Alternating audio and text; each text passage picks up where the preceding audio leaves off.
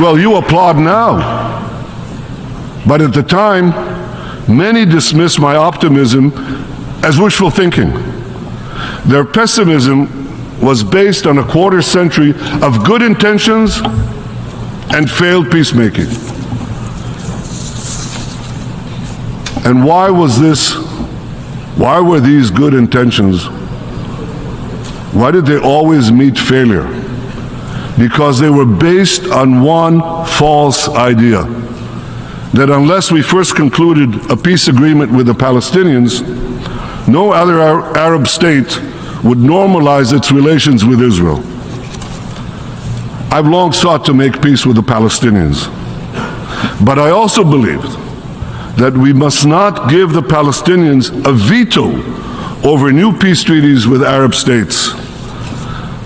The Palestinians could greatly benefit from a broader peace. They should be part of that process, but they should not have a veto over the process. And I also believe that making peace with more Arab states would actually increase the prospects of making peace between Israel and the Palestinians. See, the Palestinians are only 2% of the Arab world.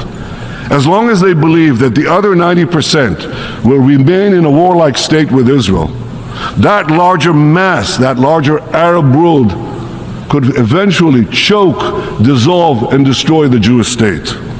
So when the Palestinians see that most of the Arab world has reconciled itself to the Jewish state, they too will be more likely to abandon the fantasy of destroying Israel and finally embrace a path of genuine peace with it.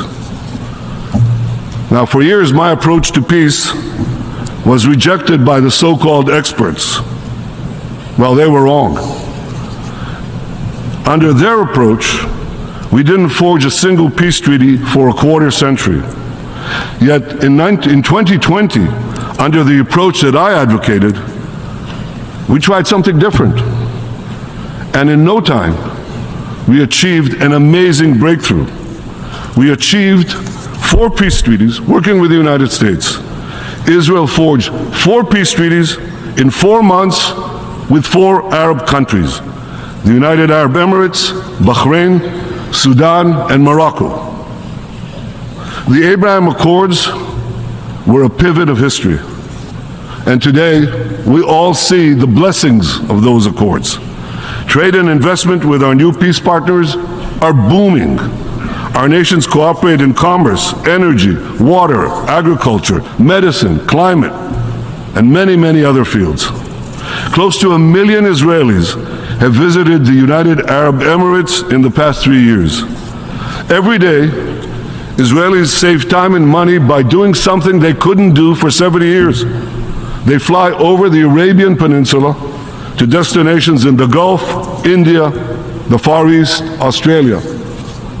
The Abraham Accords ushered in another dramatic change.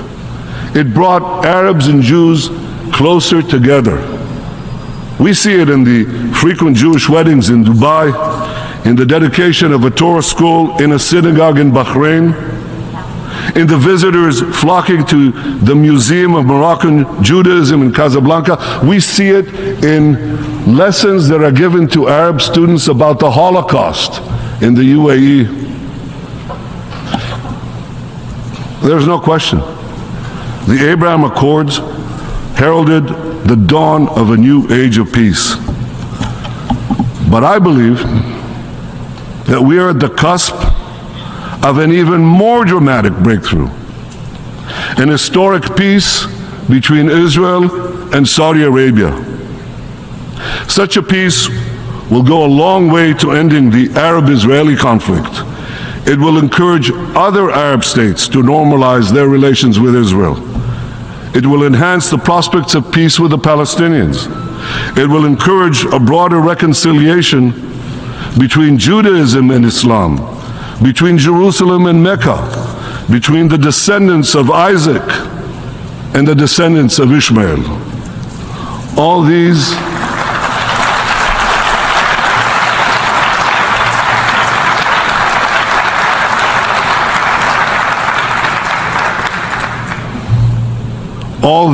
are tremendous blessings. 2 weeks ago, we saw another blessing already in sight. In the G20 conference, President Biden, Prime Minister Modi, and European and Arab leaders announced plans for a visionary corridor that will stretch across the Arabian Peninsula and Israel. It will connect India to Europe with maritime links, rail links, energy pipelines, fiber optic cables. This corridor will bypass maritime checkpoints, or choke points rather, and dramatically lower the cost of goods, communication, and energy for over 2 billion people. What a historic change for my country. You see, the land of Israel is situated in the crossroad between Africa, Asia, and Europe.